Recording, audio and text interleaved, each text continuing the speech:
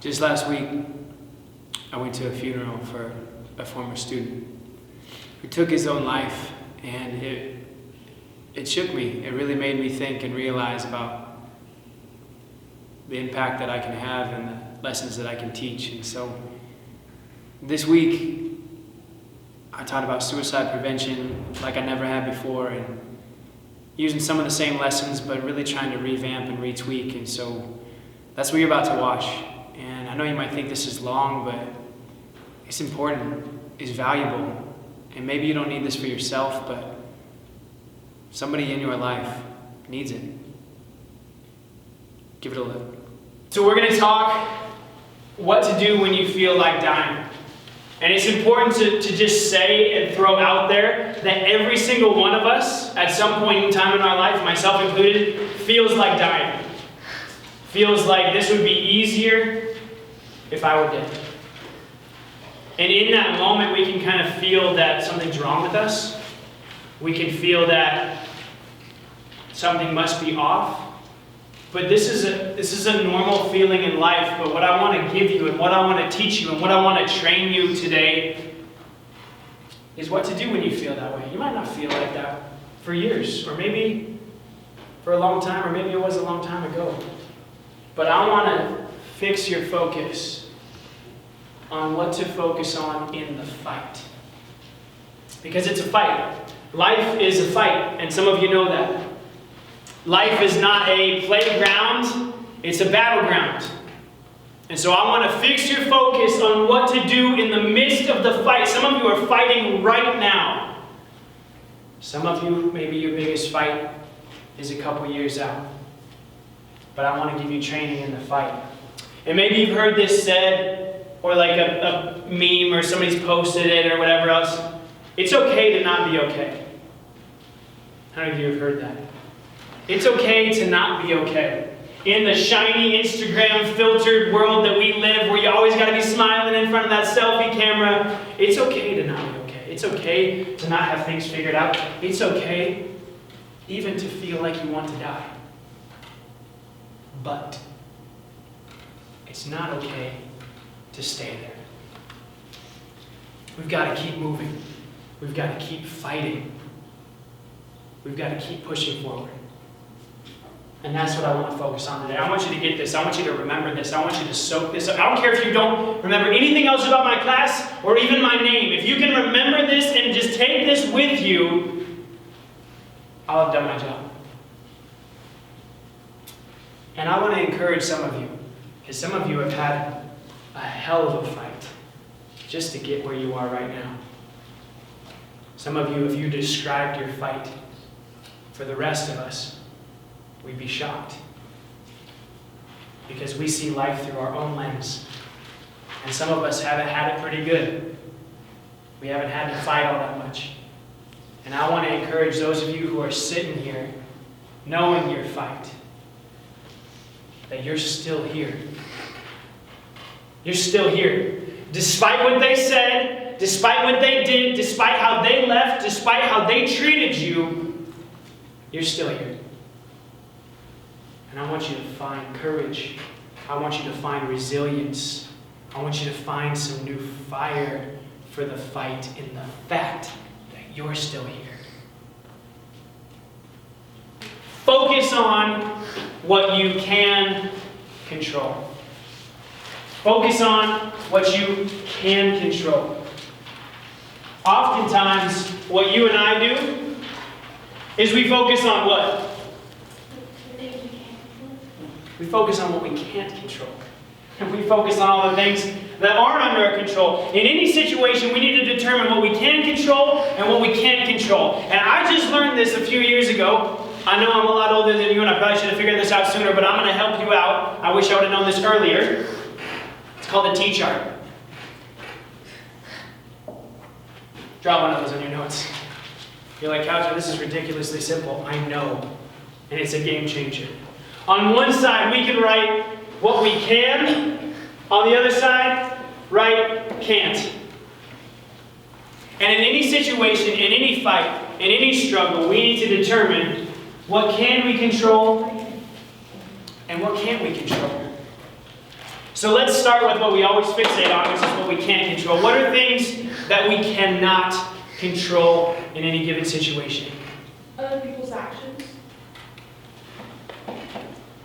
Other people, period. Whether that's their thoughts, whether that's their actions, whether that's their words. We can't control other people no matter how hard we try. We can't control what they think about us. We can't control how they treat us. We can't control other people. What else can we control? How we look and how we born. I'm going to call that situation. That might be family. You can't control the family you were born into. Can't control necessarily looks. And at this point in time in your life, you can't really control finances. There's a lot of things that we cannot control. Sadly, this is what you and I tend to dwell on and focus on and get worried about, anxious about, fearful about. What are a couple things that you can control? What can we control? Your actions. You can control your actions, or in a situation, reaction. We can control our reaction. We can control our response. What else can we control? Things that are completely and utterly in our control. Our attitude. There goes Mr. Kauser again. You don't have to. You get to. I'm not going to quit on that all year long. You get to control your attitude. You can have two people side by side going through the exact same crappy situation that have completely different outcomes because they have completely different attitudes. We talked yesterday how you can have a victim mentality or a victor mentality. One person sees something terrible as a tragedy. Somebody else might see it as training for the fight to make you stronger. Knowing that we don't get stronger in the sunny days of life, but that we get stronger in the storm. We get to control our attitude. What else can we control? Our friends, like who we choose. Yes. We can choose who we surround ourselves with. We get to choose who we put in the corner. If we're going to stick with our boxing analogy here, who we put in our corner? Who's our coach? Who's the people that are cheering us on or encouraging us? Our team. Who's our team? We get to choose that. We also get to control what we call things. We get to control how we label a situation. This is boring. Yeah, it's probably going to be boring. If that's going to be your attitude. This sucks. This is the worst. Well, that's probably what you're going to experience. We get to control our words, our surroundings, our reactions, our response, our attitudes. We get to control our thoughts. Some of you are like, nah, I can't control what I think. I think of some crazy stuff. That I didn't come up with that. It just popped into my head. True. Something might pop into your head, but that's why they call it a train of thought. We get to decide if we're going to hop on and ride that train. You might have an evil thought, you might have a destructive thought, you might have a negative thought. But you and I get to make the decision if we're going to ride that train, because every thought is going to take us somewhere. We get to control the thoughts that we let play in our head. We also get to control simple things that have a huge impact on our life and on our mood. Food, sleep, and water. You're like, wait, hold up. We're fighting for our life and we got to think about food, sleep, and water? Absolutely. Just like anybody who trains for anything, right? Any athletes in the house know that food, sleep, and water have a huge impact on how you perform? Absolutely. And so it is in the fight against negativity or the fight against depression or self-loathing. Food, sleep, and water. Something so small, something so simple can have a huge impact. Some of you are like, oh, I'm depressed. No, you eat garbage. I'd be depressed too if I ate garbage too. Oh, I'm just feeling down. Well, you don't drink any water. We drink soda, or we drink coffee, or we drink alcohol that sucks the one thing out of our brain that we need. We get to control those things. Next, we focus on connecting. We focus on connecting. Connecting with real people, knowing that wounds left untreated will get worse. They will not heal. Let's say y'all are walking home on this slippery Montana afternoon and you slip and fall on a piece of glass that embeds in your side. Ouch. You pretend it's not there. Maybe you put some duct tape over. Maybe you're a good old Montana and rub some dirt in it, right? Wounds left untreated will get worse. We need to establish the source of our pain, the source of our drama, the source of our hatred, the source of our dysfunction. And then connect with people and talk about it. Connect with people who can help you with it.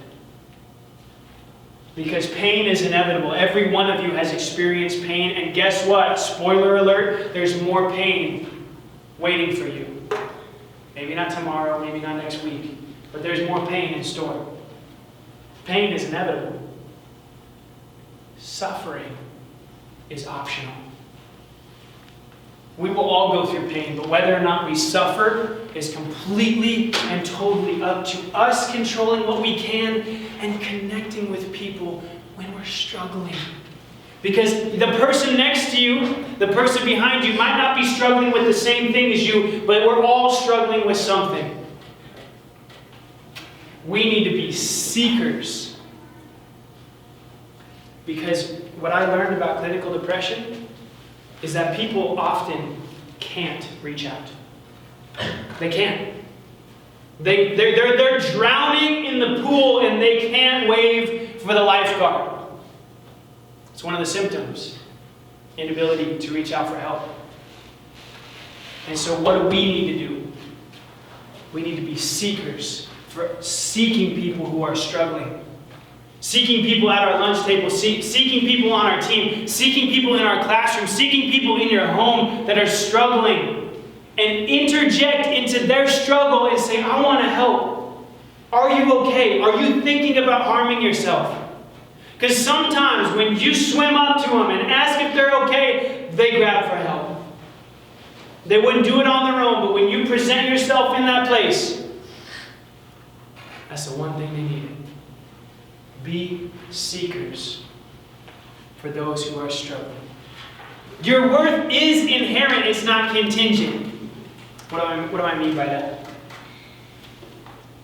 Your worth is built in. It's not dependent on people saying you're worth it, or saying you're valuable, or saying that they like you. Your worth is built in. It's inherent. Value is not a feeling, it's a what? Fact. It's a what? Fact. Value is not a feeling, it's a fact. See, your feelings and my feelings will lie all the time. And maybe I'm the only person in your entire life, including yourself, that's telling you this. But I'll say it again. Fact, you are valuable. So much more than you will ever know. You are worth it. You are worth fighting for. You are uniquely you, even though you're trying to be like somebody else. There's nobody who has ever been or will ever be like you. Celebrate that. Embrace that. You have a future. There's people that are going to impact that only you can reach. Only what you have, only that perfectly weird concoction that makes you is going to be perfect in that situation, or for that child, or for that person. No matter what you've been through. Generations to come. Write down the word generations. Everybody say generations. Generations. Everybody say generations with a little enthusiasm. Generations. Generations to come. Maybe you can't understand this until you have a little kid. And recognize and realize that generations to come will be impacted because you lived and you didn't quit fighting.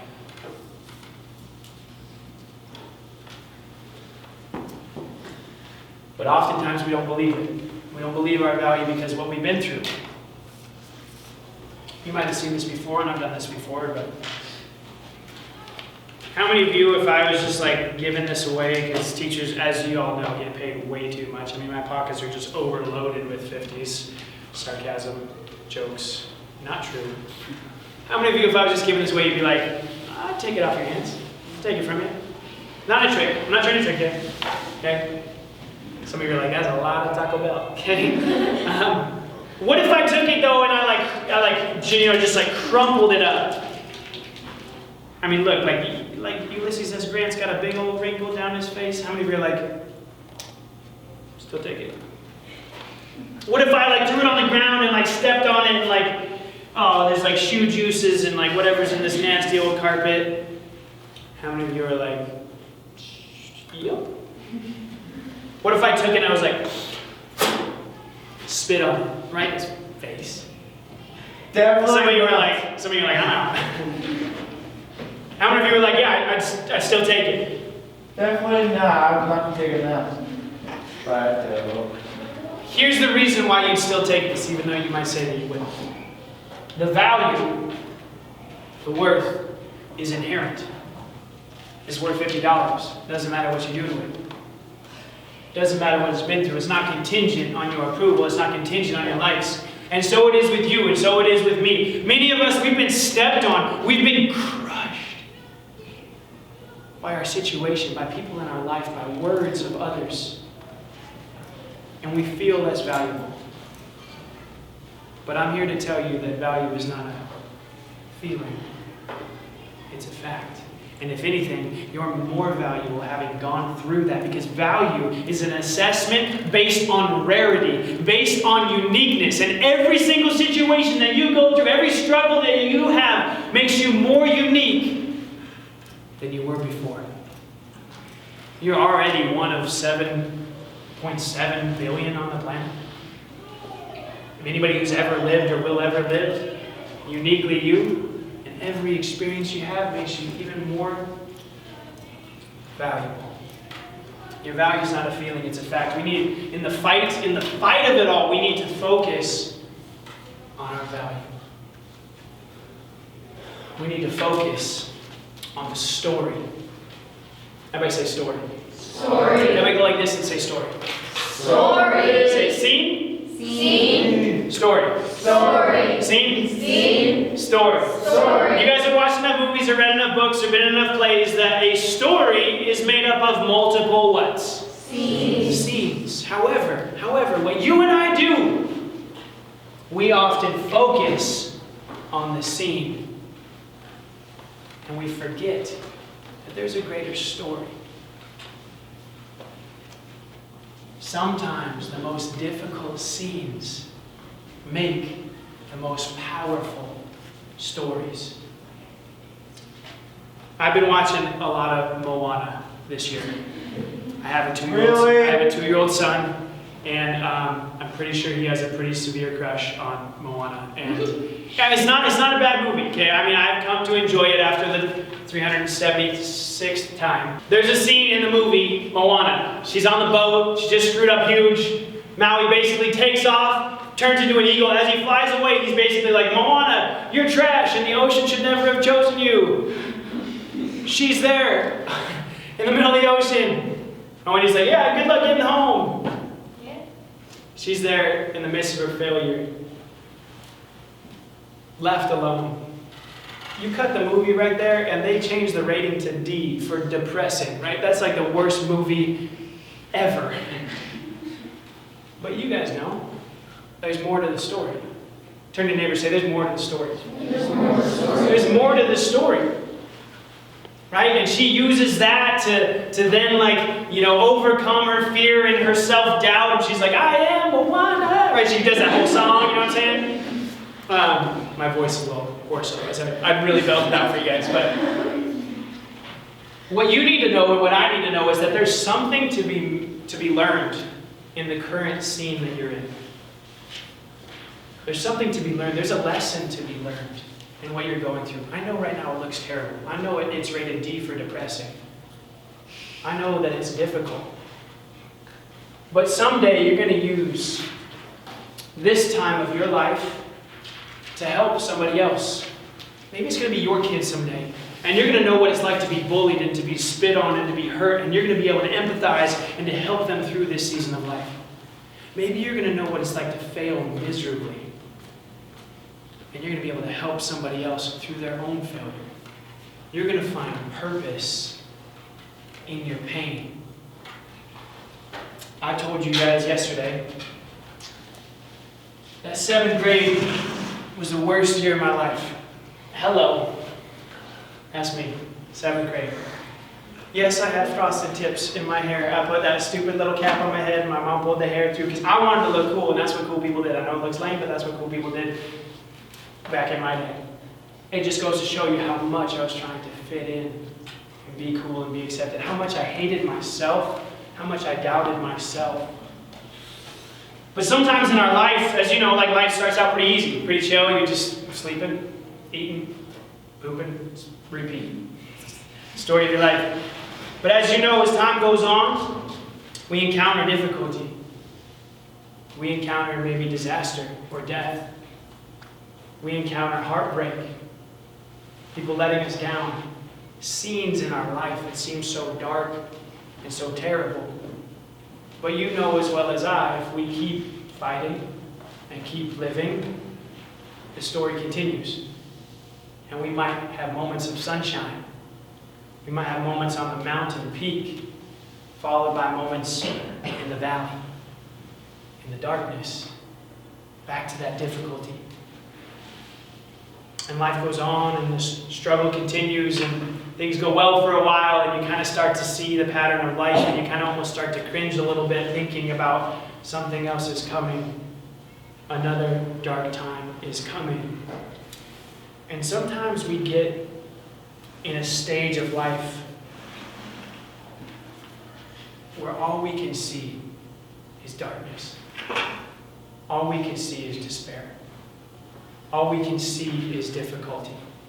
All we can see is the failure, the letdown, the hurt, the pain. And you and I can make the mistake in thinking that if we just stopped our story, the scene would be over.